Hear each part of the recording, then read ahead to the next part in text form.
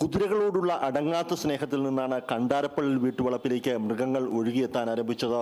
8 വർഷത്തോളം കാനഡയിൽ ജോലി ചെയ്ത ശേഷം നാട്ടിൽ മടങ്ങിയെത്തിയ ടോമി ആദ്യം സ്വന്തമാക്കിയതും ഒരു കുതിരയെ തന്നെ. പിന്നീട് കുതിരകളുടെ എണ്ണം വർദ്ധിച്ചു 4ആയി. കുതിരകൾക്കൊപ്പം കുതിരവണ്ടിയും കണ്ടാരപ്പള്ളിയിലേക്ക് ടോമി എത്തിച്ചു. പിന്നീട് എത്തിയത് ഒരു ഒട്ടകമായിരുന്നു. ആനയും ചെമ്മരിയാടും അതിനുശേഷം എത്തിയ അതിഥികൾ. അത്യപൂർവ ഇനം പ്രാവുകളും കൽഗൻ, വാത്ത തുടങ്ങിയവയുമെല്ലാം ടോമിയുടെയും കുടുംബത്തിൻ്റെയും അരിമകളായി. മൃഗസ്നേഹം ചെറുപ്പം മുതലേ എല്ലാ മൃഗങ്ങളോടും സ്നേഹം ഉണ്ടായിരുന്നു. അങ്ങനെ ഇതുങ്ങളിങ്ങനെ നടക്കുന്നു, ഓടുന്നു, ചാടുന്നതെല്ലാം എനിക്കൊരു ഹാപ്പിയാണ്. അതാണ് ഈയിടെ ചെമ്മരിയാടിനെയും ഈയിടെ പോയി മേടിച്ചതാണ്. ഈ ഒരു ഒട്ടകപ്പക്ഷിയെ മേടിക്കണം എന്നാണ് എൻ്റെ ആഗ്രഹം. ഏറ്റുമാനൂരിലെ സ്വന്തം വ്യാപാര സ്ഥാപനത്തിലേക്കും ഞായറാഴ്ച പള്ളിയിലേക്കും ടോമിയും കുടുംബവും യാത്ര ചെയ്യുന്നത് ഒട്ടകപ്പുറത്തും കുതിരവണ്ടിയിലുമാണ്.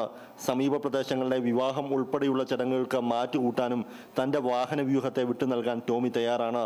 വിദേശികൾ ഉൾപ്പെടെ ഒട്ടേറെ പേർ ഈ അപൂർവ കാഴ്ച കാണാൻ ടോമിയുടെ അതിഥികളായി എത്താറുണ്ട്.